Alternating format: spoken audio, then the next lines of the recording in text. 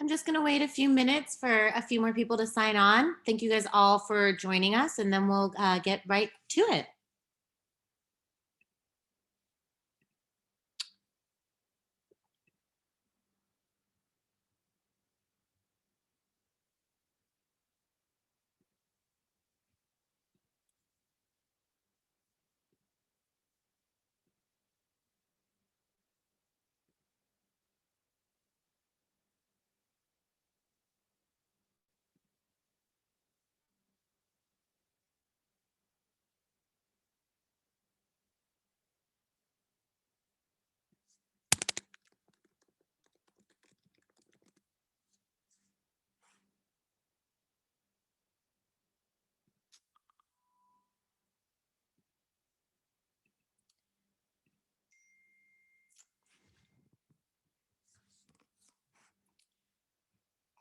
Okay, I'm going to go ahead and jump right in. As you guys know, this session today is going to be just primarily about Google Analytics.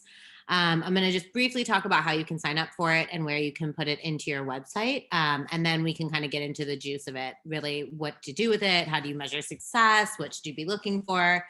After this session, I'll be sending out, a recording of this and also some more information. Anybody that has questions, we'll have Q&A at the end, but you can also, I'll send out a calendar link for anybody that needs some one-on-one help and consultation. So for those of you who don't know me, I'm Lindsay, and I am with ShopTeeks, and I oversee all of our marketing and partnerships here at the company.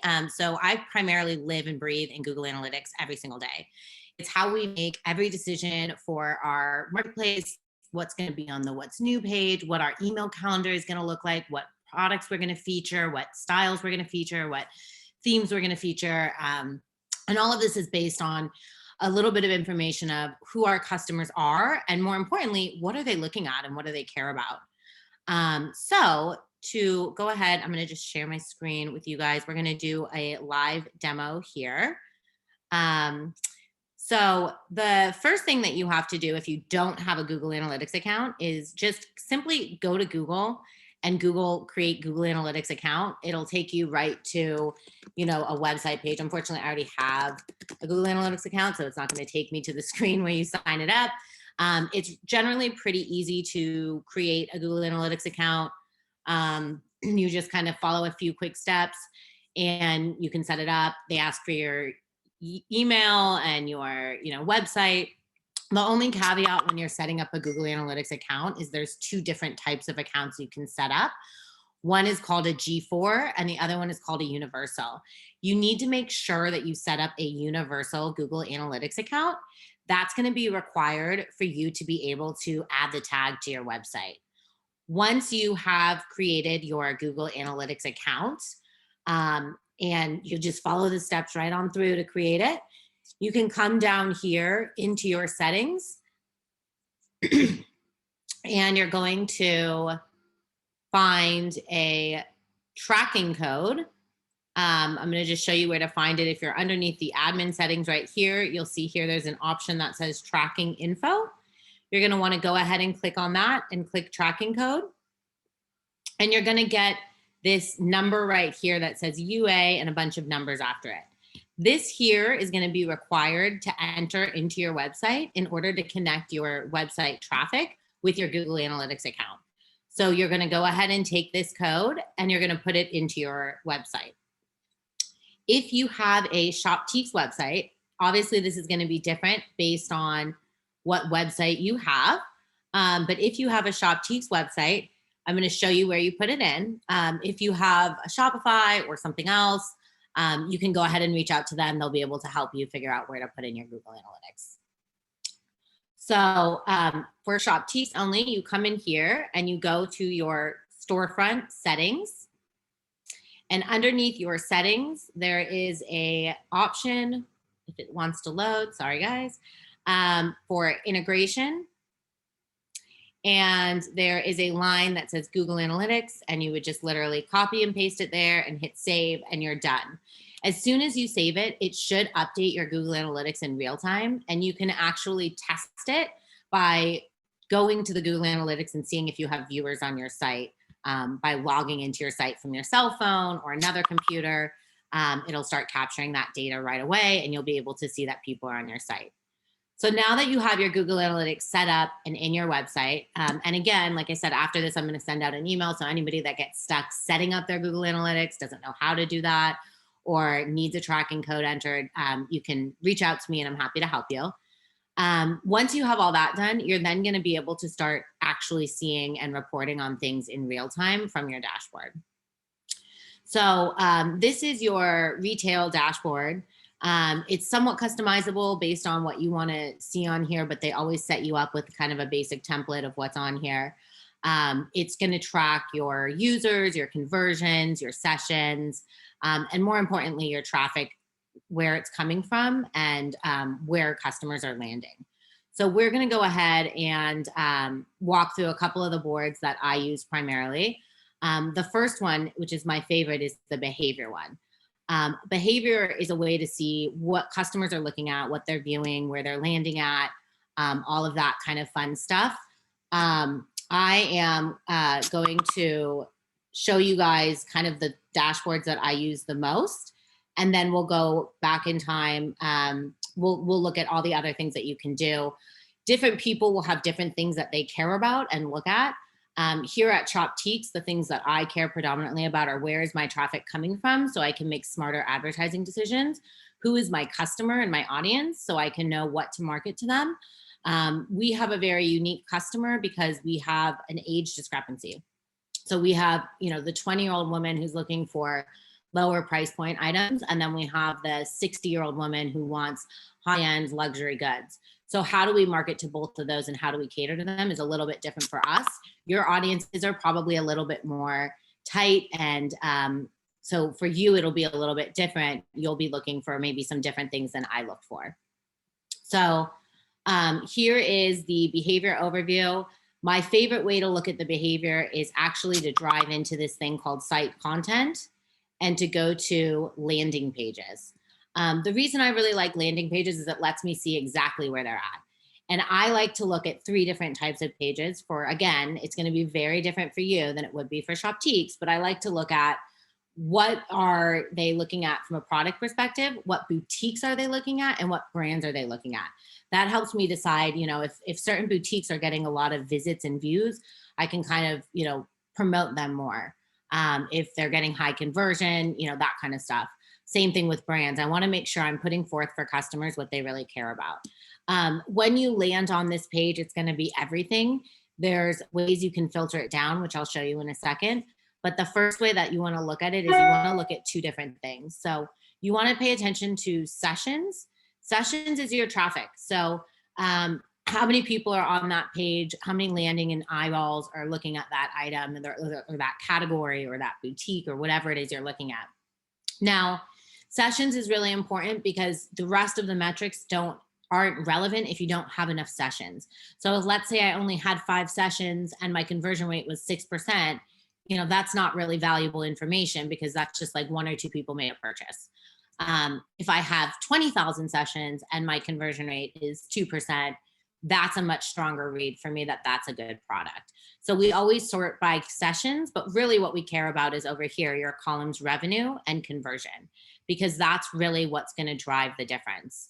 So here I'm looking at everything. You can see I have my sessions that I'm filtered by, but then I want to pay attention over here. So we have this one particular style that everybody is landing on, a pair of pom-pom socks, but the conversion rate is 0.09, which is a terrible conversion rate, which could indicate one of 2 things. One is people are getting to that page because it was maybe promoted somewhere on the site, but they're not resonating with the product. They're not buying the product. It could mean that the product is sold out.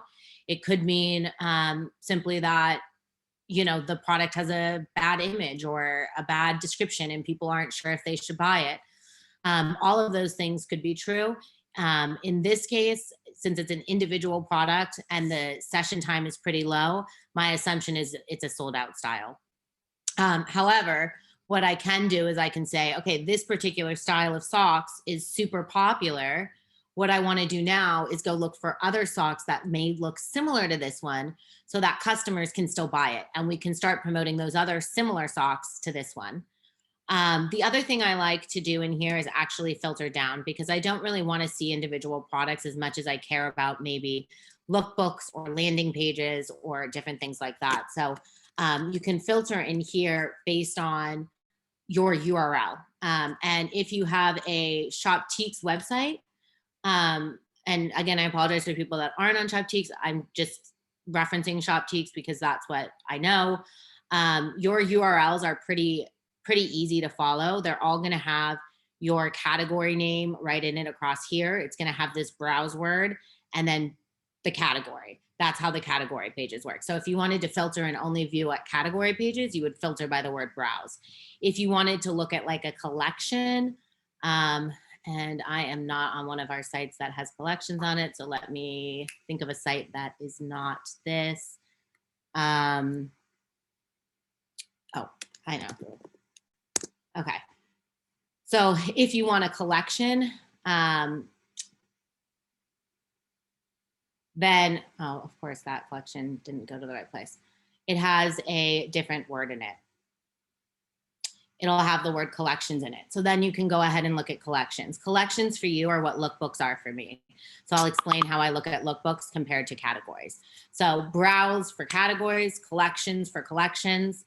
And then for brands, for Shoptique sites, the word is going to be, I want to say, oh shoot, this boutique doesn't have brands. Sorry, we got to kind of shuffle around different sites because everybody has different things going on. So want to make sure I get you guys the right info here for what you're searching by. So for brands, you're going to do browse/designer, or you could even just do designer and it'll pull up all your brands. So just different ways that you're going to kind of filter in here. For me, I use the word brands, lookbooks, but for you guys, it'll be a little bit different.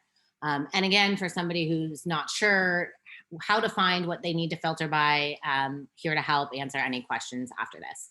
So here, the reason I like to filter by brands is when we're merchandising our what's new, or we're picking a featured brand for our homepage, we want to make sure that we're picking one that is resonating with the shoppers. So right now you can see here, just FYI, this is old data. This is not real time right now. So if you're thinking to yourself, UMG is the top selling brand on Shoptiques, that's actually not true anymore. So just FYI, UMG here was one of our big brands in the past. They, obviously have the most traffic in this particular snippet that I'm looking at. However, their conversion rate is 0.66, which is pretty low for a conversion rate. So instead, we would want to promote something like Just Black here, which has a 2% conversion rate. They're getting a little bit less traffic, but their conversion's a lot higher. So we want to push more traffic to them so we can increase the overall revenue in GMV. Additionally, if you look at the actual revenue numbers here, the revenue for Just Black is about 1,000 more than the revenue for UMG. So we want to promote the things that are driving the most revenue, that have the highest conversion, so that we can get more views and more GMV for the site.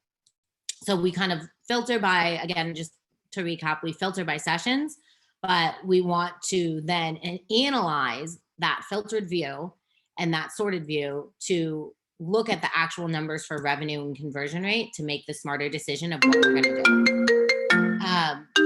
So sorry about that. This is kind of our brands view. I really like looking at brands to dictate what we're doing there. We also pay a ton of attention to our lookbook. So on Shoptiques, we have the lookbook trends section, which is one of our categories. And the reason we really want to pay attention to lookbooks is we need to dictate what our email calendar is going to be for the coming months. So what things are resonating with people right now, which should be no shock for anybody, what's resonating on Shoptiques is athleisure wear, casual, comfortable tops. And right now also with spring coming out, dresses is starting to pick back up a ton. People really want dresses. They really want fun. They are ready to travel. They're ready to go out. So we're looking at these to figure out where are people, where are eyeballs, and what are they buying? The other reason that we're looking at these lookbooks for conversion is how are they performing? So this one here, this Luxe Shop, it's getting a lot of traffic and it has a decent conversion rate and it's getting good revenue. So that's a good lookbook. But this gifts 50 to 100, a lot of people are going to this lookbook. Obviously they want gifts or they need something, but its conversion rate is super low. And we need to now go into that lookbook and redo it. So we want to maybe add new products. Whatever is in that lookbook is not resonating with the shopper. So when we're looking at lookbooks, we're looking at it as an opportunity to improve the conversion of that individual lookbook. So if I had, seen this, I would have sent somebody to go re-merchandise that lookbook, put in all new products so that we could hopefully get it closer to the 1% mark for the conversion rate. You can see, some of these are doing well, some of them aren't. When you come down and you have less traffic, it's a little bit harder to tell what is relevant and what's not. Over a couple hundred is fine. I think when you get down to like 5 views in a lookbook or, that kind of sessions, I think 10 and below, it's really hard. Even really 20 and below, it's hard to make smart decisions about it because you don't have enough eyeballs on it to really know if it's like an individual has different tastes than another individual, or if something's actually wrong with that lookbook. The other thing that I look at when I'm looking at landing pages is I mentioned my boutiques. I really like to see how my boutiques are performing and who's performing well so I can promote them, whether it's in our social, our email, or something else like that. And more importantly, who's converting. So this one here, this cute clothing, they had the most views at this particular time, but their conversion rate was terrible. That could mean that either their website was offline and they were sending people via an email campaign or something that they were opted into to shop Teeks, but their products weren't listed. It could mean that they didn't have enough products on their website, so customers were getting there and weren't finding anything they wanted. Or it could just mean they had terrible product. I really hate saying that, but sometimes product just doesn't resonate with customers and they just don't like your product. And so it could mean any of those things. But even though this boutique is getting a lot of eyeballs, the conversion and the drop off is really high. Customers aren't staying on the site for that long, so we probably don't want to be directing traffic there. I mentioned something about staying on the site. This average session duration is going to help you dictate how long people are on. So this particular customer who's landing here is staying on the site for a minute. So maybe they're clicking around a few products and then they're dropping off the site. The longer the duration on the site, the more likely they are to convert, the more they're engaging with your brand, the more they're viewing. They may not convert online. They may end up converting in store. I have a lot of my boutiques where their shoppers will come, look at their pages on Shop Teeks, spend a good chunk of time and not buy anything. This is an example of that. Their customers are here and they're viewing. What was happening here is the customers were using the site as a lookbook, looking up the styles, seeing what they wanted, and then going into the physical store to buy something. That's not seen as a bad sale. A sale is a sale. Who cares if it happens online or in store? A sale is a sale. So sometimes your customers are going to be using your website, especially if you have an older clientele. They're going to be using your website as a guide to help them get to more information down the road and come into the store and try the outfit on or talk to you personally. They might call you on the phone, place the order over the phone.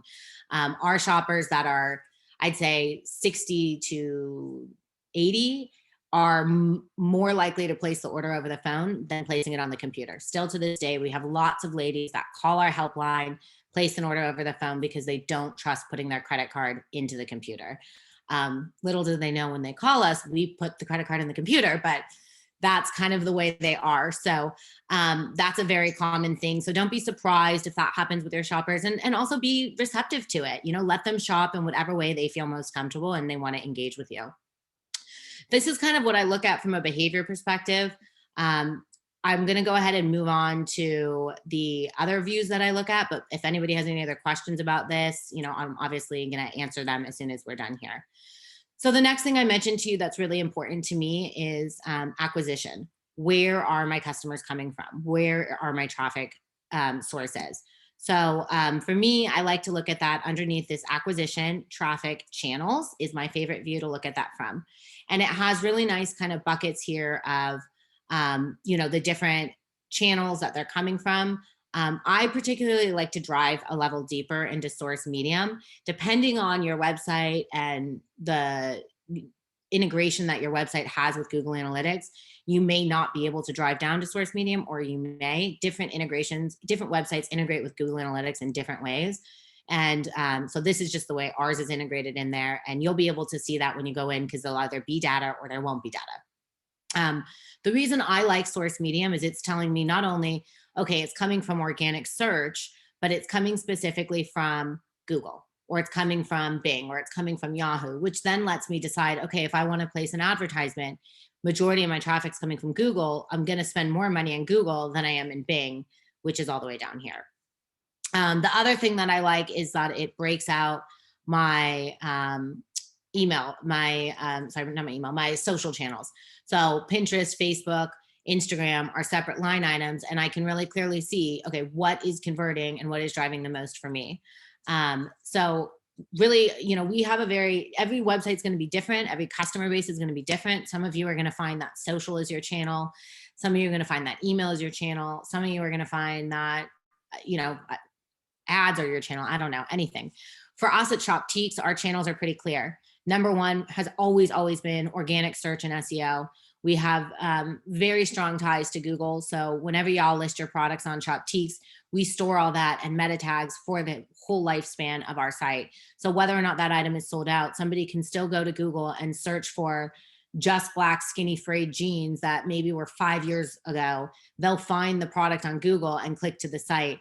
It's a massive way that we get people into our site, and we do that on purpose. I think on one end, some customers get frustrated because the item is sold out, but on the other end, they get into the site, they see the item sold out, and then they click over to the boutique and they start searching by the boutique.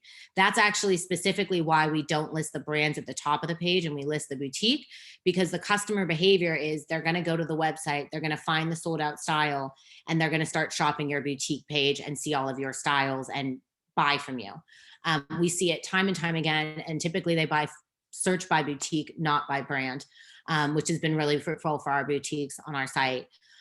Their duration time tends to be a little bit longer, and they kind of browse around different styles and try to kind of find something else that's similar because that one item is sold out. Our second largest channel, well, no longer, but was boutique referrals. But now that we have our boutique websites, boutique referrals kind of work a little bit different for us because most of your referrals go to your own website. So that traffic source is different.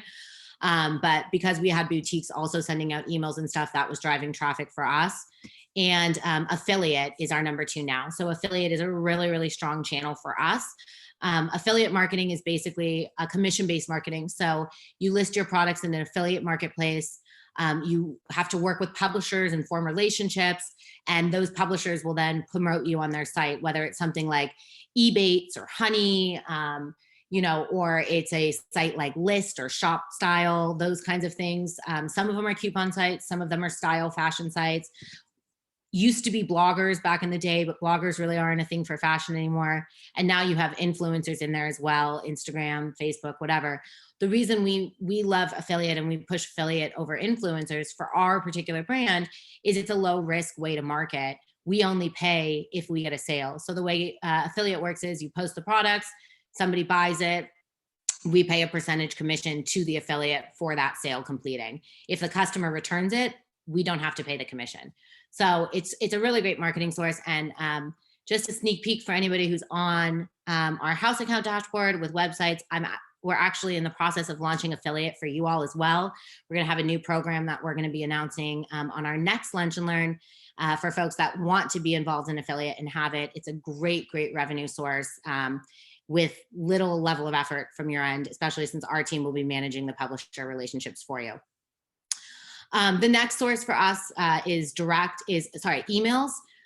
Here it's direct is above email, but again, different for us now. Direct means basically they went into their URL and typed shoptiques.com and bought something. That's literally what that is right there. And then sale through email for us. Email is a really strong email provider for us. Like, we have a slightly older customer. Email still works really well with a customer who's older. The younger girls who are 20s, not so much. So know who your audience is and know how to market to them. But we find that the demographic of 50 to 80 is really responsive to emails. They are our highest converting customers. We have really strong conversion rates coming out of emails right now, and really strong revenue coming out of it. So it's a really good source for us. So again, you can kind of see the different channels here and what's going on. And you're looking at the same things that I mentioned from the other. So one is the traffic, like where's the traffic in the audience coming from, but also what is the conversion rate and the revenue coming from this particular channel? It would be, it's great that we have so much traffic coming from Google organic, but if they weren't converting and we weren't getting any revenue, it would be useless traffic. So it's important to not only know your revenue sort, your channels, but also make sure that they're driving revenue. With something like organic search, you have less control over the revenue they're driving. With something like affiliate, it's always going to be revenue generating because that's the only way they come to you. Though, it is important to track the conversion rate because maybe you're with the wrong publishers or you're putting the wrong products into your affiliate, something like that. And then obviously with emails, really what's important is to know, like, what are the subject lines, what are the send times, what is the content? If the content's not resonating with them, they're not going to be converting.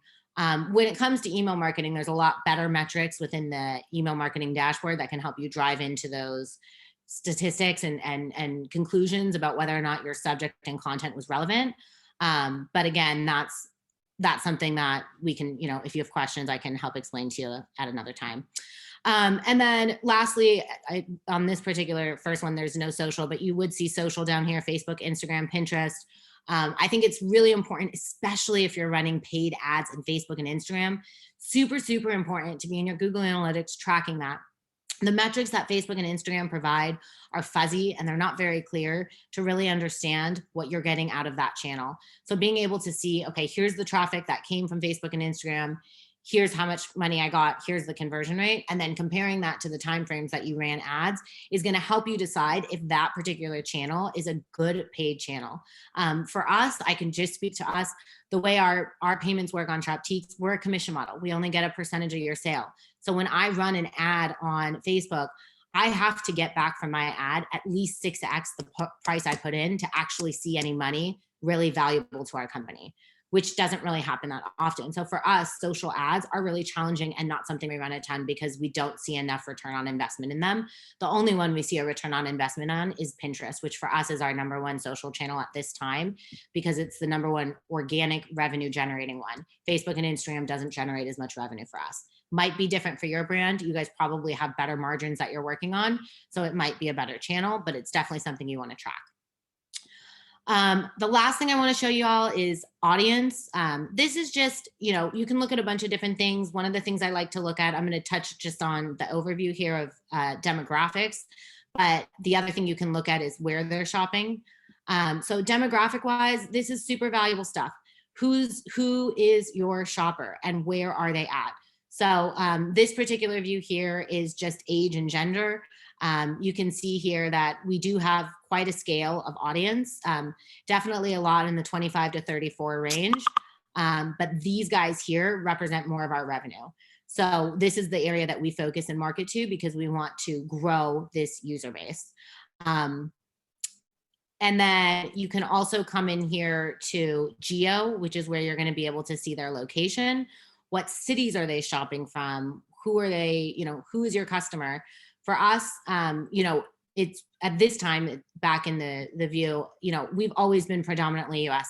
US is majority of our business, but we also obviously ship to 35 other countries. So you're seeing their different, the different breakdown of where people are shopping. You can also go more granular here by city if you want to, or by continent. It depends on your business and how global you are and how local you are.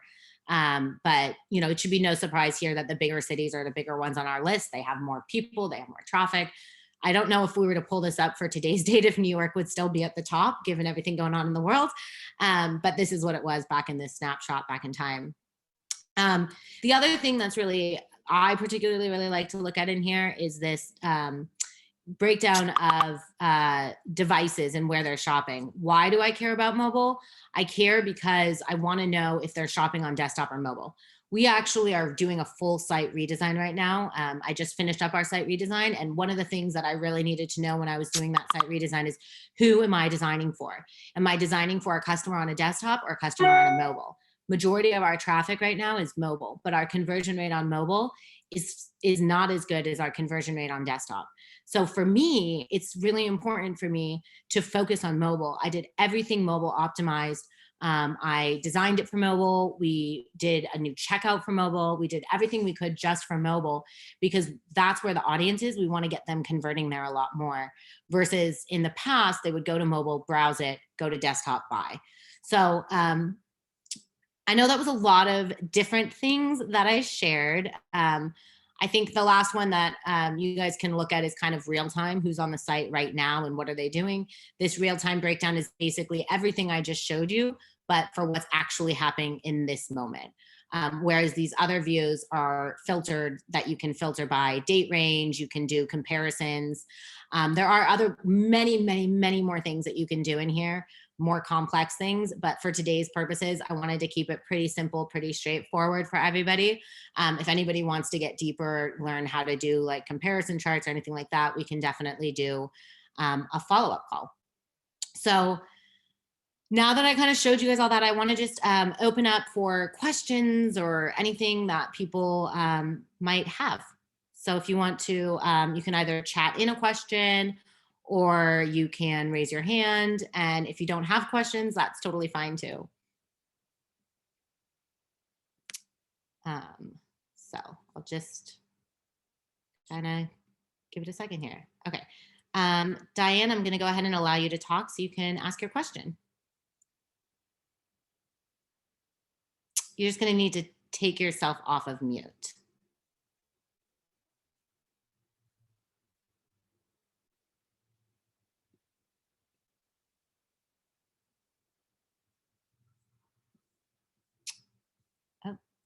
There I'm sorry, I hit the wrong button.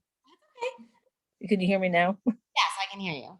Okay, the demo that you mentioned for the email 50 plus uses email. What do the younger people do? The 20. Yeah, I mean, I think that's a great question, and it's a little bit split up. So, I personally am younger than 50, and I engage with email. I really like emails. I look at them, but then again, that's like my profession is I do email marketing. So for me, I really like when I get a good email. I look at everybody's content. I probably subscribe to like 100 different email lists. However, I'm doing that more out of a curiosity thing. I think, there's definitely people like me who love emails and still engage in email, but for the most part, our inboxes are flooded with emails. So younger folks are kind of engaging more with two different forms. One would definitely be social marketing, though at this stage, social marketing is super flooded and inundated by lots of players. So it's really hard to get in front of new audience. And Facebook algorithms actually don't favor getting you in front of new clients. So unless you're willing to really pay a lot of money, that's going to be a difficult channel. Text marketing seems to also be really resonating with the younger shopper as well. They really like texting, and text marketing is also working with the older customers. So text marketing, I think, is definitely a great channel to acquire new customers, as well as social channels. But if I were investing in social channels for new customers, I would look outside of the Facebook, Instagram realm, look more towards TikTok or Pinterest, or other channels where it's not as flooded and challenging. Mm-hmm. Thank you. Somebody asked if the session is going to be recorded. The session was recorded, and we will definitely be sending that out to the group following this. Are there any other questions from anyone?